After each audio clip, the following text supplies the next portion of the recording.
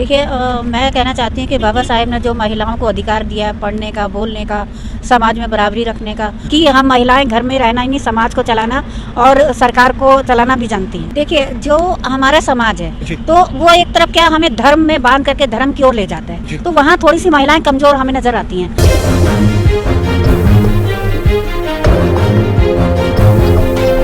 क्या नाम है आपका? मेरा नाम माला देवी है। माला जी, महिला सशक्तिकरण पे बात होती है, खुद मैंने महापंचायत पे भी जिक्र देखा।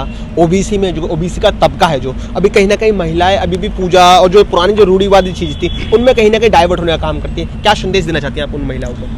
देखिए मैं कहना चाहती हूँ कि बाबा साहेब ने जो महिलाओं को अधिकार दिया है पढ़ने का, बोलने का, समाज में बराबरी रखने का, तो उन महिलाओं को कम से कम आगे बढ़ के जो हमें संविधान ने जो हमें दिया है कम से कम उसको लागू करना चाहिए। उसके खिलाफ में जो हमें कहा जाता है कि हमारा काम है सिर्फ घर में रहना, बच्चे पैदा करना और ये सब, तो हम उन सब चीज़ों को धिक्कार करके एक अपना बोलने का अधिकार जो हमें मिला उसको कम से कम हम बोल पाए समाज में, और समाज में एक महिला शक्ति को एक उपहार दे पाएँ, तो ये महिलाओं को करना चाहिए। और आगे बढ़ के बराबरी की हिस्सेदारी जो 49% है, हम कहते हैं 50% होना चाहिए। जी। और करने के लिए हमें महिलाओं को जागरूक करना चाहिए और आगे बढ़ के आना भी चाहिए, समाज से निकल, घर से निकल कर सड़क तक। और जो CNR से भी हमने देखा कि सबसे ज़्यादा भागीदारी जो रही महिलाओं की रही, लेकिन सरकार की नीतियों ने कोरोना काल ला करके और वो आंदोलन ख़त्म किया,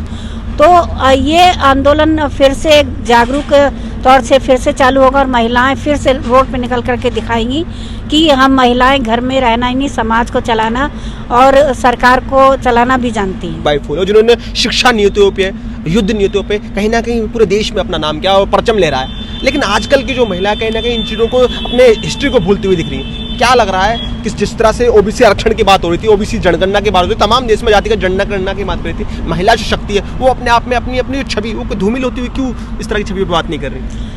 देखिए जो हमारा समाज है तो वो एक तरफ क्या हमें धर्म में बांध करके धर्म की ओर ले जाता है, तो वहाँ थोड़ी सी महिलाएं कमजोर हमें नजर आती हैं। तो हमें धर्म की ना ओर जाकर के जो हमें राजनीतिक समझदारी पैदा करना चाहिए और जो संविधान के बतौर हमें जो एक शक्ति मिली है उसको हमें आगे रख करके ये सब बातें हमें एक तरफ डाइवर्ट इसलिए कर पाते हैं क्योंकि हम वो सब चीज़ें सोचने समझने के लिए हमें हमेशा पीछे धकेला जाता है। तो इसके लिए हमें आगे आकर के ये समझना चाहिए कि जो महिलाएं पहले से भी, लक्ष्मीबाई, सावित्रीबाई फुले जो पहली महिला शिक्षिका बनी, जो ऐसे करके हमें देखना चाहिए।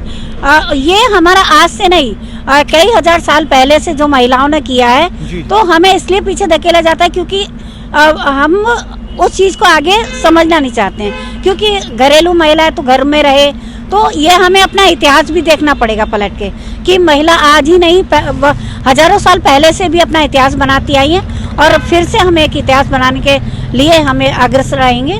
तो अगर आपको पसंद आया हो तो इसे लाइक करें, कमेंट करें, शेयर करें और हाँ, हमारे चैनल को सब्सक्राइब करना ना भूलें ताकि देश विदेश से जुड़ी खबरें आप मिस ना करें, क्योंकि कोरोना काल में 2 गज दूरी, मास्क है जरूरी। नमस्कार।